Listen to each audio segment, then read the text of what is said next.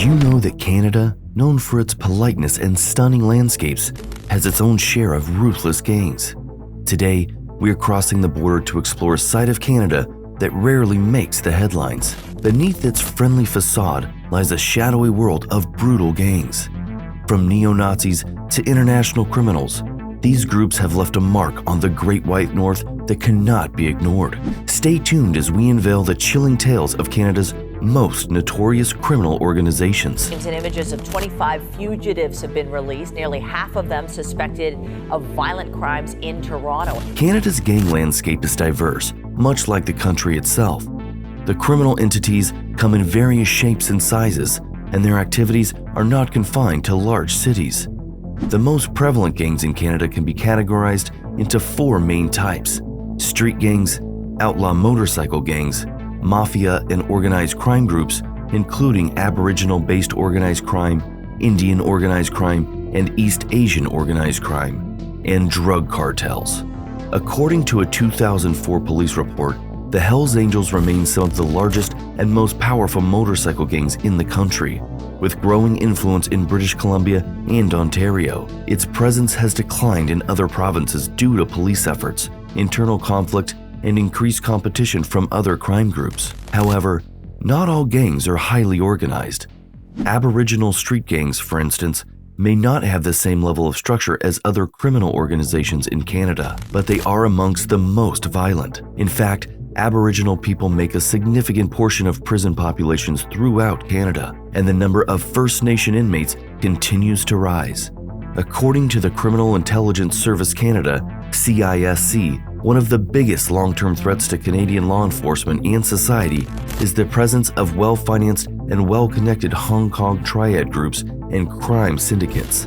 Their influence remains significant. So let's dive into the intriguing world of Canada's most brutal gangs. You might be surprised by what you're about to discover. Let's begin with the neo-Nazi White Boy Posse, one of Western Canada's most violent and feared gangs. Based in oil-booming Alberta, they have a uniquely strong consumer base for their illicit drug sales, aided by alleged connections to the notorious Hells Angels. This gang is known for its skin-headed members and Nazi iconography. Their violence is casual, as demonstrated when they mistakenly targeted an innocent mother of four, Lori Ann Santos, who paid the price for their ruthless ambition. Next up, we have the United Nations Gang, a diverse organization with members of various nationalities operating primarily in Vancouver. They play a key role in the Canadian cocaine trade, even forming partnerships with violent Mexican cartels and Hells Angels. The UN-Mexican cartel connection took a deadly turn when a cocaine shipment was lost, leading to the execution-style murder of a UN member, Salih Abdulaziz Sabah. This severed connection left a trail of bloodshed. Next up is the Red Scorpions, a drug and arms trafficking outfit active in British Columbia and Alberta. This gang is notorious for using extreme violence as a regular business practice, peaking in power in the mid-2000s. Their brutal reputation was sealed when they carried out the Surrey Six murders, a multi-year drug war that plagued British Columbia. As our exploration into Canada's most brutal gangs continues, we now focus on more sinister organizations that have left their dark imprints on the nation. In the busy streets of Toronto, a notorious street gang known as the Galloway Boys, or the G-Way Boys, emerged in the 1980s. Their stronghold lay in Scarborough, a neighborhood in Ontario. But behind the city's vibrant facade, the Galloway Boys played a major role in Ontario's drug trade, using quick and brutal violence to maintain dominance. Their rivals, the Malvern Gang, operating in the same Scarborough territory, set the stage for a violent showdown. In a statement to their adversaries on July 16, 2012, the G-Way Boys launched a brazen attack during a community barbecue heavily attended by Malvern members. The result? 2 lives were lost and 23 individuals injured, marking it the darkest mass shooting in Toronto's history. The Wolfpack Gang is next, a formidable alliance formed in 2011. Comprised of leaders from the Hells Angels, independent soldiers, and the Red Scorpions, this gang had a rather ambitious goal: to create a business merger for drug distribution across Canada. Their belief was that strength in numbers would protect them from smaller rival organizations. However, their aspirations took a dark turn during a fatal meeting in Kelowna, British Columbia, in March 2012. Jonathan Bacon, a prominent figure associated with the Red Scorpions Bacon brothers, met a tragic end in a shocking ambush. His comrades were severely injured in the attack. This surprise assault, reminiscent of tactics used by Mexican cartels, unfolded with ski masks, a getaway vehicle, and a barrage of bullets from automatic weapons. Moving westward to Calgary, Alberta, we encounter the FOB gang, whose name stands for Fresh Off the Boat. Originating in the late 1990s, this gang began as a small group of young Asian immigrants engaged in petty drug peddling. Over time, the FOB evolved into one of the province's most prolific and violent criminal organizations. As their success grew, it gave rise to a rival gang, the FK, short for FOB Killers. The FOBs did not tolerate such direct competition and responded with ruthless tactics.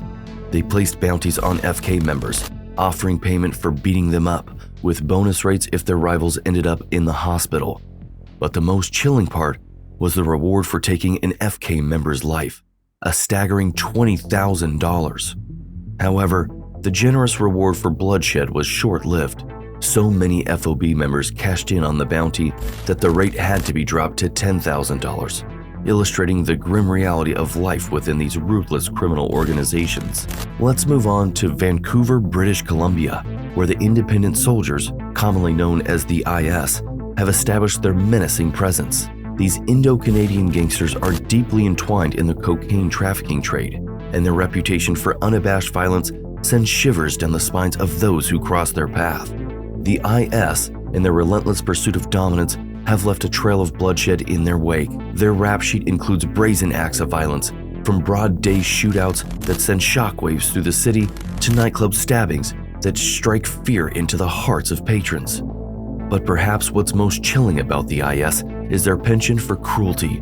They don't just fight their rivals, they kidnap and subject them to unspeakable torture. These tactics have earned them notoriety and fear, even in a world where violence is the currency of power. In May 2009, the IS faced a significant setback when their leader, Peter Adewale, became the target of a hail of bullets. He was shot over 24 times in front of his apartment building, sustaining grave injuries to his face, spine, and hands. It was an attempt to eliminate him, but Adewale defied the odds and survived. Peter Adewale's survival is a testament to the resilience of the independent soldiers.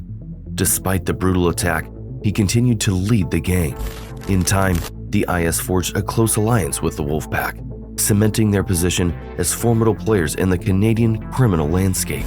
And that's all for today. If you want to learn more about each gang, check out our other videos. What other untold stories and dark secrets would you like us to explore in the future? Share your thoughts in the comments below. Don't forget to subscribe to our channel for more stories and hit the bell icon to never miss an update.